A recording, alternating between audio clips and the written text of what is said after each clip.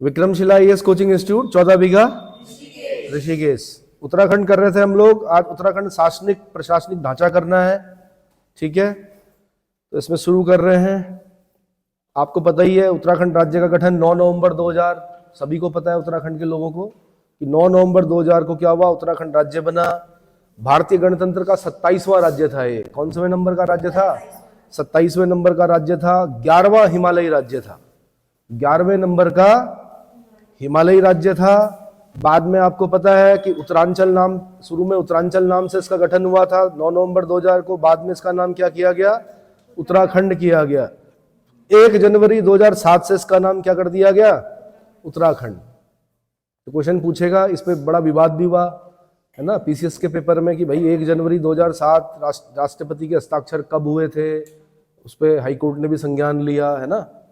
और जो लोक सेवा आयोग की एक्सपर्ट टीम है उसको भी क्या किया गया? डांटा गया कि भाई आप किस प्रकार के प्रश्न बना रहे हो, ठीक है। तो फिलहाल मैं बता रहा हूँ कि उत्तराखंड जो नाम पड़ा वो 1 जनवरी 2007 से बना।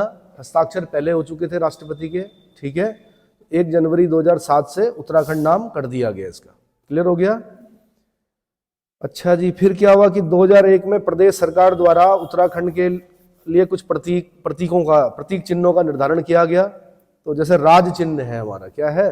उत्तराखंड का जो राज चिन्ह है, तो क्या होता है कि शासकीय कार्यों के लिए स्वीकृत राज चिन्ह में उत्तराखंड के भौगोलिक स्वरूप की झलक मिलती है। किसकी? इस चिन्ह में क्या है? गोलाकार मुद्रा में 3 पर्वत चोटियों की श्रृंखला और उसके नीचे गंगा की 4 लहरों को दर्शाया गया है। तो भाई कई पेपरों में यह पूछा गया कि जो उत्तराखंड का राज चिन्ह है उसमें कितनी पर्वत चोटियां हैं, ये भी याद करना है। 3 पर्वत चोटियां हैं। कितनी? 3 पर्वत चोटियां। बल्कि देख लो, मोबाइल पे जाओ और उत्तराखंड का राज चिन्ह देखो, तो अगर आपको दिख जाए तो उसमें 3 पर्वत चोटियों की श्रृंखला दिखेगी। उसके नीचे 4 लहरें दिखेंगी। गंगा की क्या दिखेंगी आपको? 4 लहरें दिखेंगी। तो ये भी क्वेश्चन पूछा कि उत्तराखंड के राज चिन्ह में गंगा की कितने लहरों को प्रदर्शित किया गया, दर्शाया गया है? आंसर 4 लहरों को दर्शाया गया। कितनी चोटियों को दर्शाया गया है? 3 पर्वत चोटियों को दर्शाया गया है। बीच में जो चोटी है वो दोनों चोटियों से ऊंची है। अगल बगल की दोनों चोटियों से क्या है? ऊंची है। और उसके मध्य में अशोक की लाट अंकित है। क्या है? अशोक की लाट आपको पता ही है, सारनाथ है ना। अशोक की लाट के नीचे मुंडकोपनिषद से लिया गया वाक्य सत्यमेव जयते लिखा हुआ। क्या लिखा हुआ? सत्यमेव जयते। कहां से लिखा हुआ है? मुंडकोपनिषद से लिखा हुआ। मुंडकोपनिषद किस वेद का उपनिषद है? आंसर अथर्ववेद का उपनिषद है। किस वेद का उपनिषद है? अथर्ववेद का उपनिषद है मुंडकोपनिषद, ठीक है। उसके बाद राज्य पुष्प है भाई। वैसे तो सभी लोगों को याद होगा, लेकिन एक बार फिर मैं क्या कर रहा हूँ, आपको रिवाइज करा रहा हूँ। कुछ चीजें छूट जाती हैं जिन्हें याद नहीं कर पाते हैं। तो जैसे राज्य पुष्प है तो 4800 से 6000 मीटर की ऊंचाई याद करनी है आपने। क्या करनी है? 4800 से 6000 मीटर की ऊंचाई क्या करनी है? याद करनी है। यहां पर पाया जाता है कौन? ब्रह्म कमल। देव पुष्प है ब्रह्म कमल। उसको उत्तराखंड सरकार ने राज्य पुष्प घोषित किया है। अब फिर पूछेगा कि ब्रह्म कमल किस कुल का पौधा है। ये बॉटनी का क्वेश्चन है वैसे, लेकिन आपको याद करना पड़ेगा। एस्टेरसी कुल का पौधा है ये। किस कुल का पौधा है? एक आपने याद कर लिया 4800 से 6000 मीटर। दूसरा याद करना आपने एस्टेरसी कुल का पौधा है। तीसरा इसका वैज्ञानिक नाम, बॉटनिकल नेम याद करना है, सोसोरिया अबवेलेटा। सोसोरिया अबवेलेटा याद करना है। उत्तराखंड में इसकी कुल 24 प्रजातियां हैं। कितनी? 24 प्रजातियां मिलती हैं, ठीक है। जब आप नंदा राजजात में जाओगे तो ऊपर जो भगवा बासा है जहां पर, वहां पर आपको ब्रह्म कमल ही ब्रह्म कमल दिखेंगे। क्या दिखेंगे? और ये कीचड़ में नहीं उगता है, ये पत्थर वत्थर पड़े होते हैं वहां पर। जैसे कभी कोई बड़ा एवलांच आया होगा या कोई ग्लेशियर गया होगा, उन पत्थरों के आसपास क्या होते हैं? ब्रह्म कमल होते हैं, ठीक है। बड़ी अनोखी सुगंध होती है इसमें। ज्यादा ब्रह्म कमल के बीच में जाने से आपको क्या हो सकता है? तबीयत खराब भी होती है कई बार। क्या होती है? जो फ्रेग्रेंस है उसकी वो कैसी है? बहुत ही ज्यादा है, उसकी वजह से दिक्कत होती है।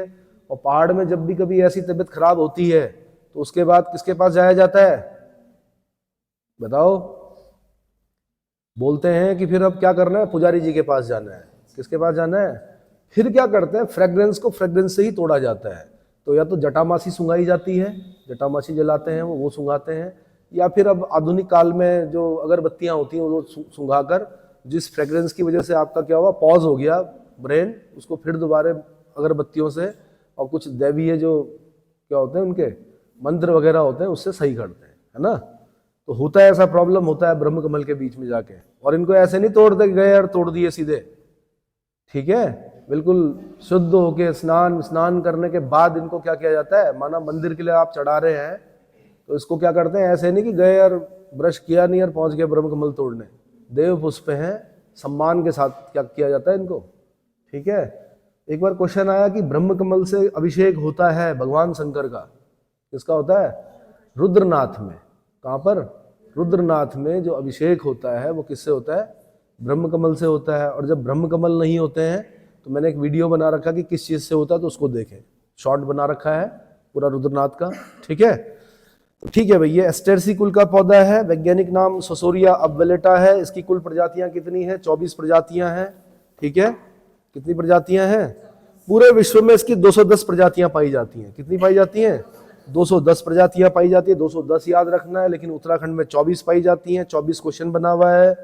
सोसोरिया ग्रामिर निफोलिया, फेन कमल को बोलते हैं। फेन कमल सुना है आपने, जैसे ब्रह्म कमल वैसे फेन कमल। फेन कमल का जो बॉटनिकल नेम है वो है सोसोरिया ग्रामिर निफोलिया। एक होता है सोसोरिया लप्पा, एक होता है सोसोरिया सिमेसोनिया, एक होता है सोसोरिया ग्रासो फिफेरा। ये कस्तूरा कमल बोलते हैं इसको।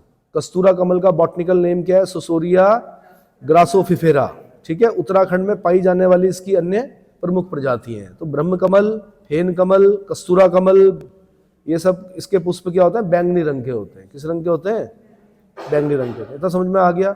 तो अब याद करने वाली चीजें क्या है, वैसे पूछे तो कमी गई है, लेकिन फेन कमल का अगर मैं प्रश्न बनाता, ब्रह्म कमल बहुत सालों से पूछ रहे हैं, 23 साल हो गए, इस बार मैं फेन कमल से पूछता कि फेन कमल का बॉटनिकल नेम क्या है, तो आपने बताना है कि सोसोरिया ग्रामिर निफोलिया, ग्रामिर निफोलिया। या फिर मैं पूछता कस्तूरा कमल का बॉटनिकल नेम क्या है, तो सोसोरिया ग्रासोफिफेरा। इतना समझ में आ गया। या मैं पूछता कि ब्रह्म कमल की कौन कौन सी प्रजातियां मौजूद हैं उत्तराखंड में, तो मैं बोलता आंसर में सोसोरिया ग्रामिर निफोलिया यानी फेन कमल, सोसोरिया लप्पा, सोसोरिया सिमेसोनिया और सोसोरिया ग्रासोफिफेरा। क्या, और इसमें जेडबीसी वालों को बड़ा फायदा मिलता क्योंकि उनको याद हो जाते हैं जल्दी नाम, है ना। पीसीएम वालों को दिक्कत होती, आर्ट्स वालों को और दिक्कत होती। लेकिन क्या है कि अगर सरकारी नौकरी इस प्रकार से मिलती है तो इसी प्रकार से ही याद तो करना पड़ेगा, है ना। नहीं आया समझ में? तो भाई ब्रह्म कमल, फेन कमल, कस्तूरा कमल के पुष्प क्या होते हैं, बैंगनी रंग के होते हैं। उत्तराखंड के फूलों की घाटी में, केदारनाथ में, शिवलिंग बेस में, पिंडारी ग्लेशियर में, ये जो क्षेत्र है इनमें यह पुष्प बहुतायत में पाए जाते हैं। क्या होते हैं, बहुतायत में पाए जाते हैं। स्थानीय भाषा में इसे कौल पद्म कहा जाता है। क्या कहा जाता है, कौल पद्म कहा जाता है। कभी आप अगर जीवन में मौका मिले, मद महेश्वर गए अगर आप, कहाँ मद महेश्वर अगर आप जाओगे तो भाई आपको जाना पड़ेगा उखीमठ, उखीमठ से जाना पड़ेगा कहाँ, मनसूना, मनसूना से जाना पड़ेगा आपको उनियाना, उनियाना से जाना पड़ेगा आपको रांसी, रांसी से जाना पड़ेगा आपको, रांसी तक आपकी गाड़ी जाएगी। रांसी से आपको 4 किलोमीटर नीचे उतरना है, गोंडार पहुंचेंगे आप। गोंडार से फिर आपको लगभग 12 किलोमीटर, 12 4 16, हाँ 12 किलोमीटर आपको कहाँ क्या पड़ेगा, मद महेश्वर पड़ेगा, ठीक है। भगवान केदार की मतलब भगवान शिव की नाभि की पूजा होती है कहाँ, मद महेश्वर में, ठीक है। केदार की कमाई मद महेश्वर में समाई, एक कहावत भी है, क्या है। और जितने भी पंच केदार है उसमें सबसे ज्यादा जो रुष्ट होने वाले देवता है वो कौन है, मद महेश्वर। इसलिए वहां पर कम से कम जो हरकतें चल रही है ना, किस प्रकार की, वो प्रोफाइल पे लगाने वाली, तो वो ना की जाए वहां पर, तो ज्यादा बेटर रहेगा। मतलब मैं आगाह कर रहा हूं जो लोग जाना चाह रहे हैं, ठीक है। भक्ति भाव से जाएं, श्रद्धा है तो जाएं। अब मद महेश्वर से आगे 1 किलोमीटर ऊपर पड़ता है बूढ़ा मद। क्या पड़ता है, बूढ़ा मद महेश्वर। क्या पड़ेगा, फिर वहां से आपको एक गाइड कराना पड़ेगा, एक गाइड और कुछ पोर्टर।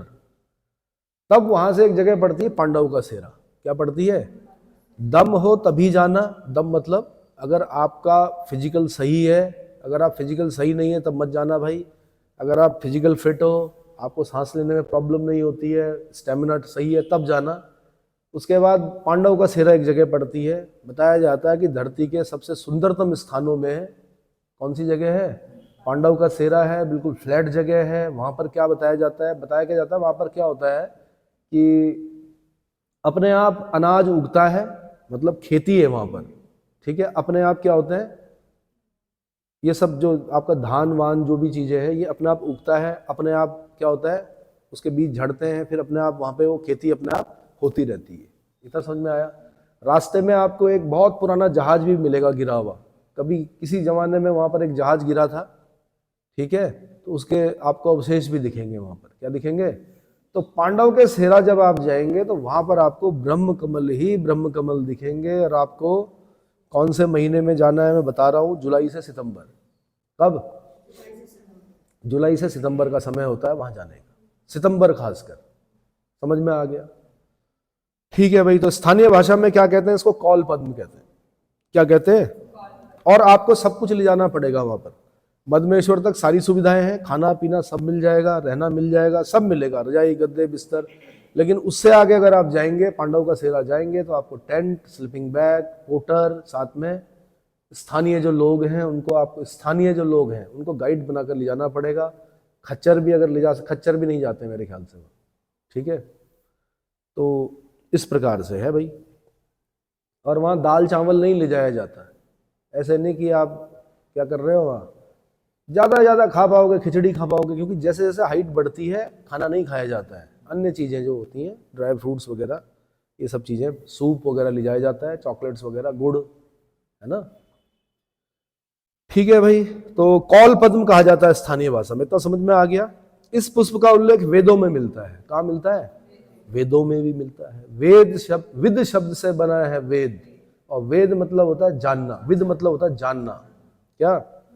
और वेदों को अपरुषेय कहा गया है, पुरुषों द्वारा रचित नहीं है, देवताओं द्वारा रचित है। लेकिन उत्तराखंड में कहा जाता है कि वेदों की रचना वेदनी बुग्याल में हुई। कहाँ हुई? वेदनी बुग्याल में हुई, ठीक है।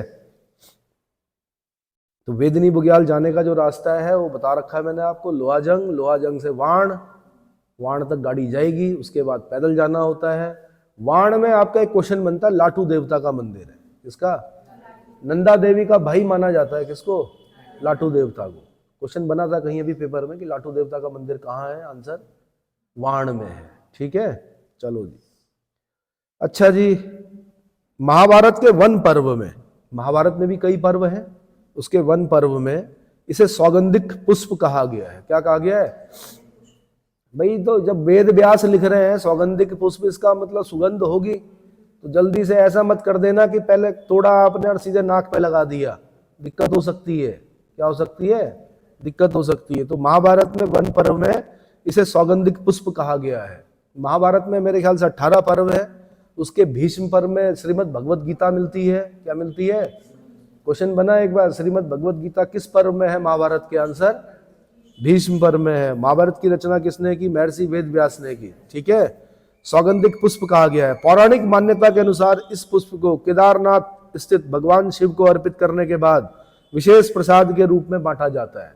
देखो केदारनाथ में तो बहुत ज्यादा अब क्या हो गया, भीड़ भड़ाका हो गया, अब तो नहीं मिलता, किसी जमाने में मिलता था प्रसाद, ठीक है।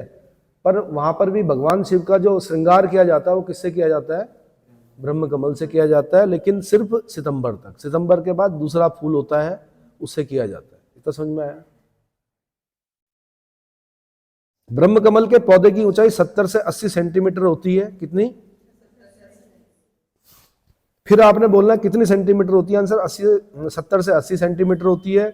इसमें जुलाई से सितंबर को याद करना आपने। फिर क्या करना है? जुलाई से सितंबर तक मात्र 3 माह तक फूल खिलते हैं। बैंगनी रंग का इसका पुष्प टहनियों में नहीं बल्कि पीले पत्तियों से निकले कमल पात में पुष्प गुच्छ के रूप में क्या होता है? खिलता है। बैंगनी रंग का इसका पुष्प टहनियों में नहीं खिलता बल्कि पीले पत्तियों से निकले कमल पात, पीले पत्तियों से निकले कमल पात में पुष्प गुच्छ के रूप में खिलता है। जिस समय इसके फूल खिलते हैं उस समय वहां का पूरा वातावरण सुगंध से भर जाता है। किससे भर जाता है? तो जब कभी पांडव सेहरा जाए तो साथ में भाई थोड़ा बहुत पुजारी जी से जटामासी वगैरह लेके जाएं, क्योंकि जब आपको इसकी फ्रेग्रेंस से क्या होगा, प्रॉब्लम होगी, तो उसका फिर एक ही इलाज होता है क्या, जटामासी। कोयलों में जलाकर, घी के साथ जलाकर क्या किया जाता है, उसको सूंघा जाता है, एंटीऑक्सीडेंट होती है, तो ब्रेन को फिर ऑक्सीजन पहुंचती है। ठीक है। फिर वही राज्य पक्षी के बारे में बता दूं, हिमालय का मयूर, मयूर मोर को बोलते हैं, हिमालयी नवरंगी मोर भी बोलते हैं इसको, क्या बोलते हैं, नवरंगी मोर भी बोलते हैं, बड़ा सुंदर होता है। तो हिमालय के मयूर के नाम से प्रसिद्ध मोनाल को राज्य पक्षी घोषित किया गया। यह पक्षी लगभग संपूर्ण हिमालयी क्षेत्र में भाई 2500 से 5000 मीटर की ऊंचाई पर, क्या याद करना आपने, 2500 से, जैसे ब्रह्मकमल आपने 4800 से 6000 मीटर पढ़ा, वैसे ही आपने राज्य पक्षी क्या पढ़ना है, 2500 से 5000 मीटर की हाइट पर पाया जाता है, घने जंगलों में पाया जाता है। मोनाल तथा डफिया एक ही प्रजाति के पक्षी हैं, लेकिन मोनाल क्या है, मादा पक्षी है, डफिया नर पक्षी है। अब यहाँ पर एक चीज है कि जो, अगर मैं मोर की बात करूं माना, तो मोर में क्या होता है कि वैसे क्या होता है कि मादा सुंदर होती है, नर जो होता है वो क्या होता है, सुंदर नहीं होता है। लेकिन मोर में क्या होता है, मोर में नर सुंदर होता है, मादा सुंदर नहीं होती है। लेकिन मोनाल में फिर क्या है, मोनाल जो है मादा है वो सुंदर है, लेकिन डफिया जो है वो क्या है, नर पक्षी है। डफिया क्या है, नर पक्षी है। मोनाल जो है वो मादा पक्षी है। ठीक है। मोनाल उत्तराखंड का भी राज्य पक्षी है, हिमाचल का भी राज्य पक्षी है, लेकिन नेपाल का राष्ट्रीय पक्षी है। नेपाल का क्या है, राष्ट्रीय पक्षी है, ये ध्यान रखना आप। हिमाचल का राज्य पक्षी है, नेपाल का राष्ट्रीय पक्षी है, उत्तराखंड का भी राज्य पक्षी है। ठीक है। मोनाल का वैज्ञानिक नाम लोफोफोरस इम्पिजेनस, ये याद करना है, कई बार क्वेश्चन बन चुका है कि इसका जूलॉजिकल नेम क्या है, आंसर लोफोफोरस इम्पिजेनस है। इपेलेस, स्केलेट्री, ल्यूरी और ल्यूफोफोरस एंस आदि इसकी 4 मुख्य प्रजातियां हैं। इसकी चारों प्रजातियों से प्रश्न बनाता, मैं बहुत लंबे समय से यहां से प्रश्न नहीं बनाया गया, मैं इसकी 4 प्रजातियों से प्रश्न बनाता कि कौन सी मोनाल की प्रजाति नहीं है। इपेलेस पहला क्या है, इपेलेस है, दूसरा स्केलेट्री है, तीसरा ल्यूरी है, चौथा ल्यूफोफोरस एंस। मैं यहां से प्रश्न बनाता। देखो एग्जामिनिंग बॉडी का काम होता है क्या, सिलेक्ट करने के लिए नहीं होती एग्जामिनिंग बॉडी, किस लिए होती है, हाउ टू रिजेक्ट। ठीक है। तो अब सिलेक्ट कौन होगा, जिसमें दम होगा, है ना। अब जो इसने ढंग से पढ़ा होगा तो वो तो करेगा, उसको पता है कि इपेलेस, स्केलेट्री, ल्यूरी और ल्यूफोफोरस एंस भी क्या है, इसकी प्रजातियां हैं, तो याद करना पड़ेगा। उत्तराखंड, कश्मीर, असम, नेपाल में स्थानीय भाषा में इस पक्षी को मनियाल या मुनाल के नाम से भी जाना जाता है। क्या बोलते हैं, मनियाल भी बोलते हैं, मुनाल भी बोलते हैं। ठीक है। नीले, काले, हरे आदि रंगों के मिश्रण वाले इस पक्षी की पूंछ हरी होती है। पूंछ तक से क्वेश्चन पूछा, पूंछ कैसी होती है, आंसर हरी होती है। पूंछ कैसी होती है, मोर की तरह इसके नर के सिर पर रंगीन कलगी होती है। कलगी समझते हो, कलगी मतलब ऊपर सिर पे कुछ, और ये सब प्रकृति ने क्या कर रखा है, आकर्षित, एक मतलब अपोजिट सेक्स को आकर्षित करने के लिए बना रखा है। किसलिए बना रखा, तो इसके सिर पर क्या होता है, रंगीन कलगी होती है। क्या होती है, रंगीन कलगी होती है। यह पक्षी अपना घोंसला नहीं बनाती, अपितु किसी चट्टान या पेड़ के छिद्र पर अंडे देती है। वनस्पति, कीड़े मकोड़े, आलू। अब देखो यहां तक से क्वेश्चन पूछा उत्तराखंड वालों ने, क्या खाता है कि मोनाल, तो भैया कीड़े मकोड़े भी खाता है, आलू की फसल को बर्बाद करता है, क्या करता है, वनस्पति भी खाता है। ये मोनाल के प्रिय भोजन है, तो आलू मोनाल का प्रिय भोजन है। जब आलू नहीं मिलता तब कीड़े मकोड़े भी खाता है ना। तो इनमें भी आलू विशेष प्रिय है, किसको, मोनाल को। आलू की फसल को यह बहुत नुकसान पहुंचाती है। मांस और खाल के लिए मोनाल का शिकार अधिक होता है, जिससे इनकी संख्या दिनों दिन क्या हो रही है, घट रही है। बताओ, इंसान ने कुछ नहीं छोड़ा, मोनाल तक खा गए, है ना। बड़ा सुंदर पक्षी होता है और बड़ी मतलब उसमें धात्विक चमक होती है उसकी, जब वो चमकता है ना तो बड़ा सुंदर दिखाई देता है मोनाल। ठीक है। उसके बाद भाई राज्य पशु, उत्तराखंड सरकार ने वनाच्छादित हिम शिखरों पर 3600 से 4400 मीटर की ऊंचाई, 3600 से 4400 मीटर की ऊंचाई के मध्य पाए जाने वाले कस्तूरी मृग को राज्य पशु घोषित किया है। 3600 से 3600 से 4400 को याद कर लो भैया, मैं यहां से प्रश्न बनाता। अब मिलने को तो आप ये बोलोगे कि मुझे जी 4500 पे भी मिला, मिलने को 4500 भी मिल सकता है, ऐसा नहीं है, भोजन की तलाश में हो सकता है कस्तूरा वहां पहुंच जाए। लेकिन मैं बोल रहा हूं जो पुस्तकों में लिखा हुआ है वो क्या 3600 से 4400 मीटर की ऊंचाई के मध्य में पाया जाता है। कस्तूरी मृग को राज्य पशु घोषित किया गया। अवैध शिकार के कारण विलुप्त होने की कगार पर पहुंच गए हैं। इस प्रजाति के मृग राज्य में केदारनाथ, फूलों की घाटी, उत्तरकाशी, पिथौरागढ़, हायर हिमालय वाले जो क्षेत्र हैं, केदारनाथ, फूलों की घाटी, उत्तरकाशी, पिथौरागढ़ जनपद में 2 से 5000 मीटर की ऊंचाई पर स्थित जंगलों में पाए जाते हैं। यहाँ इस मृग की 4 प्रजातियां पाई जाती हैं। फिर मैं यहां से क्वेश्चन बनाता, मैं क्या बनाता, बना चुके हैं उत्तराखंड वाले। कितनी प्रजातियां पाई जाती हैं मृग की? 4 प्रजातियां पाई जाती हैं। कितनी? देखो भाई, राज्य पुष्प की 24 प्रजातियां पाई जाती हैं। कितनी? 24 प्रजातियां पाई जाती हैं, है ना। और क्या पढ़ा हमने अभी? राज्य पुष्प की 24 प्रजातियां पढ़ी हमने। और क्या पढ़ा? राज्य पक्षी की कितनी पढ़ी हमने? हाँ, 4 प्रजातियां पाई जाती हैं। राज्य पशु की कितनी पढ़ी?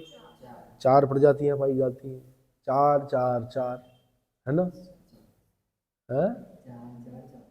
सॉरी, 24 4 4, 24 4 4। तो राज्य पशु मैंने बताया आपको कितनी 4 प्रजातियां पाई जाती है। ध्यातव्य है कि कस्तूरी वाले मृग उत्तराखंड के अलावा कश्मीर में पाए जाते हैं, हिमाचल प्रदेश में पाए जाते हैं, सिक्किम में पाए जाते हैं। कश्मीर, हिमाचल प्रदेश, सिक्किम। कश्मीर, हिमाचल प्रदेश, सिक्किम। इसका अगर जूलॉजिकल नेम पूछेगा तो मास्क बोलते हैं किसको? कस्तूरी को। मस्क मतलब कस्तूरी। तो मास्कस क्राइसोगास्टर, इसका नाम क्या है? मास्कस क्राइसोगास्टर। और इसको हिमालयन मस्क डियर के नाम से भी जाना जाता है। इस मृग का रंग भूरा होता है। एक बार क्वेश्चन यही पूछ लिया कि कैसा रंग होता है भाई? भूरा रंग होता है, ठीक है, भूरे के दिन फिरना। इस मृग का रंग कैसा होता है? भूरा, जिस पर काले पीले धब्बे पाए जाते हैं। इसके एक पैर में 4 खुर होते हैं। अब भाई ऐसा ना हो कहीं पैर में पूछ ले कितने खुर होते हैं। 4 खुर होते हैं। कितने?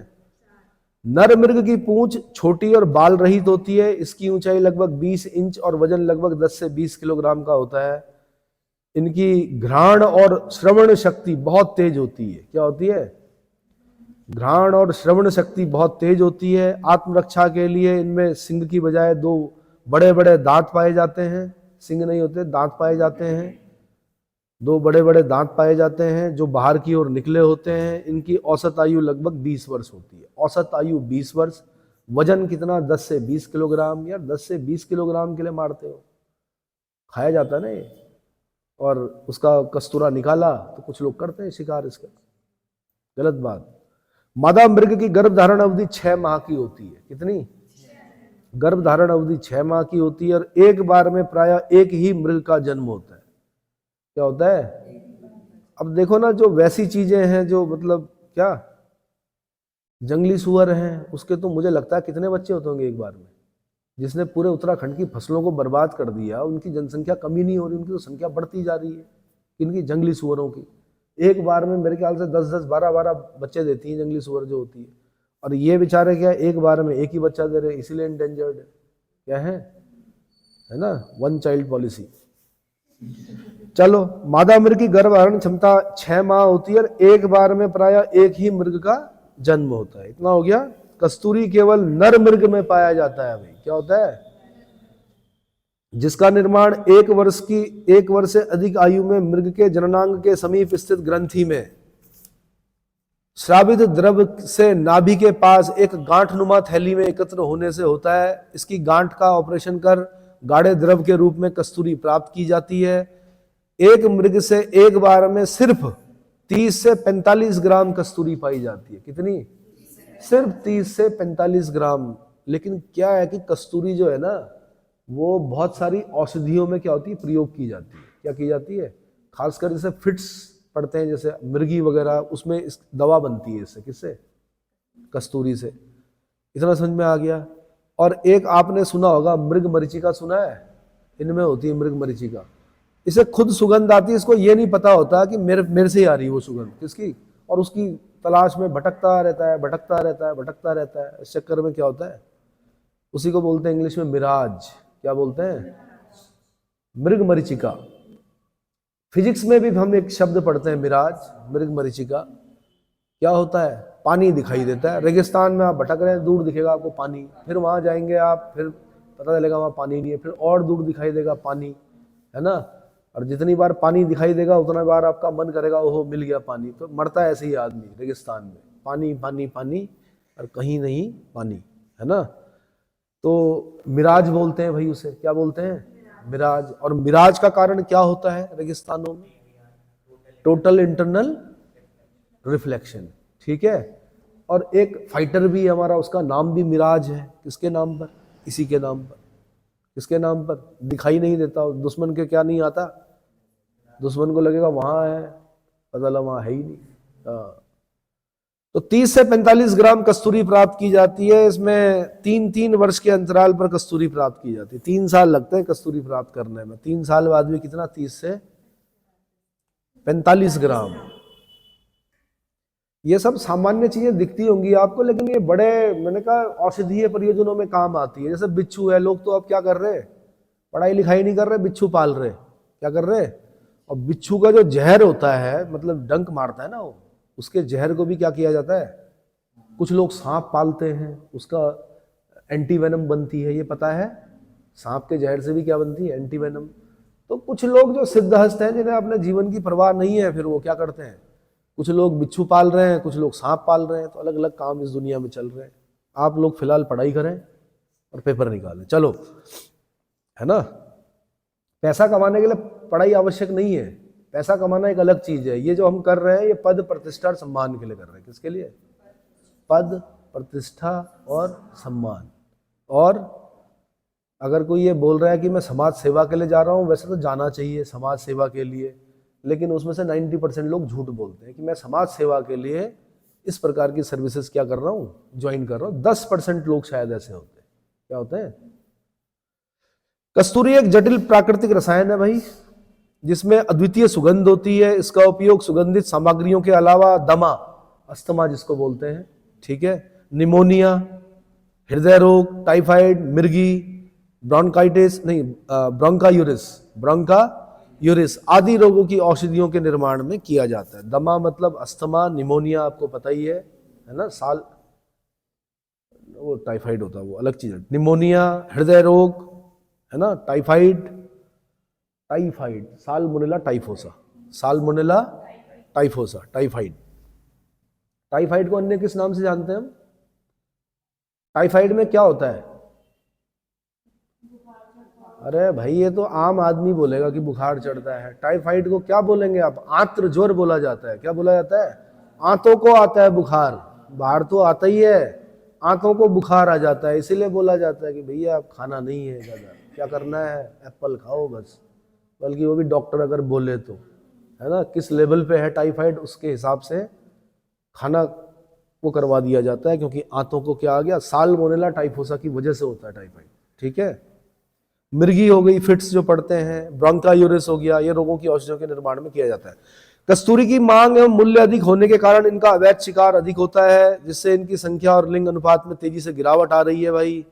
नर में पाई जाती है ना कस्तूरी।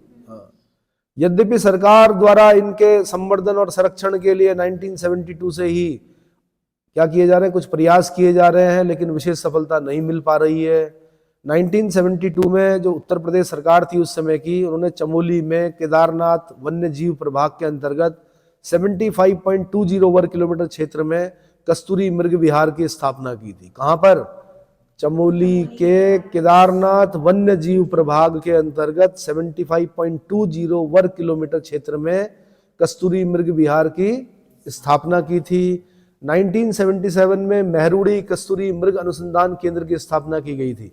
बहुत बहुत इंपॉर्टेंट, आपने मुझे बताना मेहरुड़ी कहां पड़ता है? कहां पड़ता है? अल्मोड़ा? मेहरुड़ी चेक कीजिए पहले, और आपने डेट याद करनी 77, 1977 मेहरुड़ी कस्तूरी मृग अनुसंधान केंद्र। मेहरुड़ी कस्तूरी अनुसंधान बोलते हैं रिसर्च को, क्या बोलते हैं? रिसर्च सेंटर है ये, कस्तूरी मृग पर क्या करने के लिए? रिसर्च करने के लिए।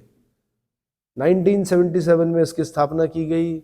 1986 में फिर पिथौरागढ़ में अस्कोट अभ्यारण्य, वन्य जीव अभ्यारण्य की स्थापना की गई। पिथौरागढ़ में अस्कोट वन्य जीव अभ्यारण्य की स्थापना की गई। 1982 में चमोली में कांचुला खर्क में एक कस्तूरी मृग प्रजनन एवं संरक्षण केंद्र की स्थापना की गई। कांचुला खर्क कहाँ है भाई? चमोली जिले में। कहाँ है? जब आप तुंगनाथ, चोपता तुंगनाथ से किस रोड पर जाओगे? मंडल वाली रोड पर जाओगे तो बीच में मिलेगा आपको कांचुला खर्क। क्या मिलेगा? कांचुला खर्क, कस्तूरी मृग प्रजनन एवं संरक्षण केंद्र। कहां पर? चमोली में। कहां? चोपता आपका रुद्रप्रयाग में पड़ता है भाई। चोपता तुंगनाथ कहां पड़ता है? रुद्रप्रयाग। तो गोपेश्वर वाली रोड पे अगर आप निकलोगे, इस पर, और मंडल होते हुए अगर आप जाओगे तो वहां बीच में कहीं पे आपको क्या मिलेगा? कांचुला खर्क मिलेगा। उस तरफ चमोली पड़ जाता है, फिर डिस्ट्रिक्ट चेंज हो जाता है। ठीक है, क्लियर हो गया? मेहरुडी पूछा मैंने आपसे, कहां है मेहरुडी? बागेश्वर। बागेश्वर। मेहरुडी कहां? बागेश्वर। पक्का? साउंड मैच नहीं कर रहा। बागेश्वर और पिथौरागढ़ की सीमा पर। एक बार और चेक करो ढंग से, मैप में देखो। 1977 मेहरुडी कस्तूरी मृग अनुसंधान केंद्र की स्थापना की गई थी। मेहरुडी कहां पड़ता है? ध्यान रखना, मेहरुडी में रिसर्च चलती है। मेहरुडी में क्या चलती है? जबकि कांचुला खर्क में प्रजनन और संरक्षण के लिए केंद्र खोला गया। राज्य की वन्य जीव गणना 2008 के अनुसार कस्तूरी मृगों की संख्या सिर्फ 279 थी भाई। 2005 में से घटकर कितनी हो गई? 276 हो गई। 3 और कम हो गए। अब तो पता नहीं और कम हो गए होंगे। ठीक है, तो 2005 में कितनी थी? 279। घटकर कितनी हो गई थी बाद में? 276। 2008 में कितनी हो गई थी? 276। ये चल रहा 2024। 2024 में देखना कितनी हो गई है संख्या। राज्य वृक्ष बसंत के मौसम में अपने रंग बिरंगे फूलों से उत्तराखंड की प्राकृतिक सौंदर्य को और अधिक निखार देने वाले सदाबहार वृक्ष बुरांस। बुरांस को राज्य वृक्ष घोषित किया गया है। किसको? बुरांस को राज्य वृक्ष घोषित किया गया है। इसका वानस्पतिक नाम, बॉटनिकल नेम क्या है? Rhododendron arboreum. रोडोडेंड्रॉन आर्बोरियम है। यह विशुद्ध रूप से एक पर्वतीय वृक्ष है जिसे मैदान में नहीं उगाया जा सकता। 1500 से 4000 मीटर को हाईलाइट करना भैया आपने। 1500 से 4000 मीटर की ऊंचाई तक मिलने वाले बुरांस के फूलों का रंग चटक लाल होता है। इसके ऊपर बढ़ने पर फूलों का रंग क्रमशः गहरा लाल, हल्का लाल मिलता है। 11000 की ऊंचाई पर सफेद रंग के बुरांस पाए जाते हैं। हाँ जी, जब आप जा रहे थे तो किस रंग के बुरांस थे? वो सफेद रंग के बुरांस। किस रंग के था? Eco sensitive zone. तो वहां पे बुरांस के पेड़ देखे थे। ऊंचे नहीं होते हैं, वो छोटे होते हैं क्योंकि बर्फ पड़ती है वहां। तो वहां पर सफेद रंग के बुरांस होते हैं। कैसे होते हैं? ठीक है, खिलने का समय क्या है? फरवरी अप्रैल। फरवरी से अप्रैल के बीच में। बुरांस का फूल मकर संक्रांति के बाद गर्मी बढ़ने के साथ धीरे धीरे खिलना शुरू होता है। बैसाखी तक पूरा खिल जाता है। उसके बाद गर्मी के बढ़ जाने के कारण इसके फूल सूखकर गिरने लगते हैं। ठीक है, औषधीय गुणों से युक्त बुरांस के फूल का जूस हृदय रोग के लिए बड़ा लाभकारी है। क्या है? हृदय रोग के लिए लाभकारी है। इसके फूलों का रंग भी बनाया जाता है। फूलों से रंग भी बनाया जाता है। बुरांस वृक्षों की ऊंचाई 20 से 25 फीट होती है। पता नहीं 25 फीट तक के तो नहीं देखे मैंने, पर चलो 20 से 25 फीट होती है। इसकी लकड़ी बहुत मुलायम होती है, जिसका ज्यादातर उपयोग ईंधन के रूप में किया जाता है। इसके पत्ते मोटे होते हैं और जब क्या होता है, गाँव में इसके पूरे पत्ते जब झड़ते हैं ना, तो क्या बोलते हैं उसको? सोल्टा। पीछे कंडी। कंडी में पत्ते लाने पड़ते हैं गोबर के साथ मिलाकर, तब खेतों में डालने पड़ते हैं। और ये काम उत्तराखंड में महिलाएं करती हैं अधिकतर। कौन करती हैं? बहुत काम है भाई उत्तराखंड में। रिजर्वेशन सही है 30%। मैदानी भागों में बैठे हुए बालिकाएं ना सोचें कि आपको दिया गया है। कोशिश करें आप जनरल में निकालने की। इसमें ये उन बालिकाओं के लिए रिजर्वेशन जो क्या कर रही हैं, धारे पनेरों से क्या ला रही हैं, पानी भी ला रही है, पशुओं की देखभाल भी कर रही है, घास भी काट रही है ना, चूल्हा चौका भी कर रही है, पढ़ने के लिए कई किलोमीटर दूर जा रही है, उनके लिए रिजर्वेशन। आप लोग जनरल में निकालें। क्या निकालें? जनरल में कंपटीशन करें। ठीक है, और जिनके पास कोचिंग इंस्टीट्यूट नहीं है, जिनके पास क्या नहीं है, कोचिंग की सुविधा नहीं है, उन बालिकाओं के लिए रिजर्वेशन दिया गया है, क्योंकि सरकारी नौकरियों में उनका जो क्या है प्रतिनिधित्व है वो बहुत ही कम है। और आज भी जो फायदा उठा रहे हैं वो कौन उठा रहे हैं, नीचे शहरों में रहने वाले जो बच्चे हैं वो उठा रहे हैं उसका। पहाड़ में अभी भी जो बच्चे हैं उनको उनका लाभ नहीं मिल पा रहा है। तो उसी के लिए हम लोगों ने कार्यक्रम शुरू किया। ये फ्री है क्लासेस, जो क्लास में चलता है वही वीडियो के माध्यम से क्या करते हैं हम लोग, कोई भी इसको कहीं पर भी बैठकर क्या कर सकता है, सुन सकता है, देख सकता है। चलिए, जिसका ज्यादातर उपयोग ईंधन के रूप में किया जाता है। इसके पत्ते मोटे होते हैं, खाद बनाई जाती है। बुरांस के अवैध कटान के कारण वन अधिनियम 1974 में से संरक्षित वृक्ष घोषित किया गया है।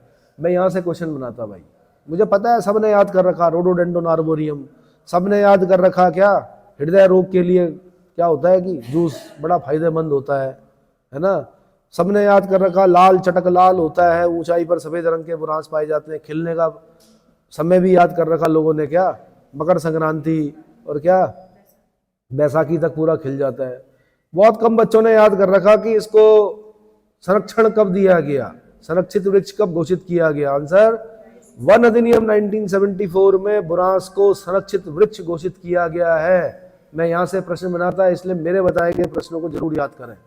क्या करें, गारंटी तो नहीं है, लेकिन फिर भी मेरा अनुभव जो है, कितने 20-25 सालों का जो भी अनुभव है उसके आधार पर बता रहा हूं मैं, ठीक है। इसके बाद हमने करना भी शासन प्रशासन। कितने मिनट हो गए, ठीक है।